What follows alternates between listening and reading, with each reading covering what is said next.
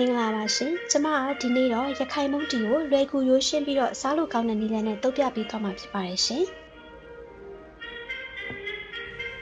ငါးကိုတော့အလွယ်တကူဝယ်လို့ရပြီးတော့စားလို့လည်းအဆင်ပြေတဲ့ပလာတူး20နယ်လေးသုံးထားပါတယ်ရှင်။ပလာတူး20နယ်ကပျော့ပျော့လေးတွေဖြစ်နေတဲ့အတွက်အပေါ်ရန်အရေပြားကိုပဲဖောက်ဖွလေးရေးဆေးပေးရင်ရပါတယ်။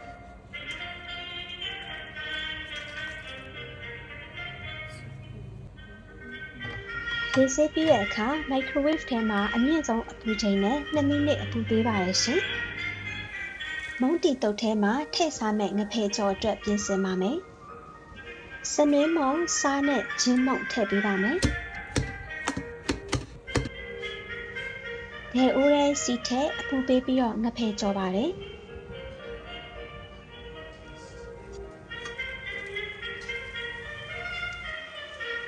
ပလာတူးငါးတွေကိုအယိုးထွင်ပါမယ်ရှင်။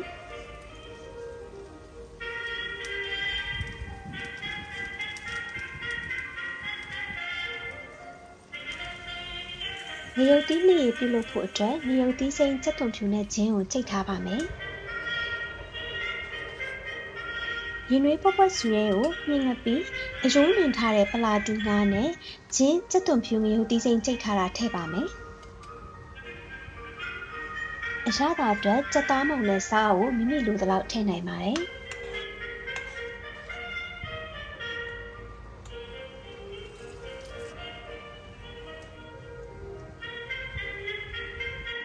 ငရုတ်သီးနည်းရေချက်လုပ်ပြီးတဲ့အခါအတုပ်တုပ်ဖို့အတွက်ပြင်ပါမယ်ရှင်။မုန့်ဖက်ထည့်ပါမယ်။ငရုတ်သီးနည်းရေကိုမိမိစားချင်တဲ့အရသာပေါ်မူတည်ပြီးထည့်ပါမယ်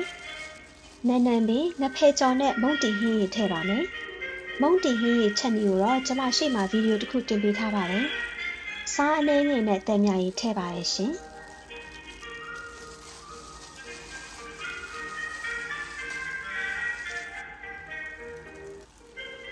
မိမိလိုသလောက်အရသာထည့်ပြီးတော့နေပြီးတဲ့အခါစားသုံးလို့ရပါတယ်ရှင်။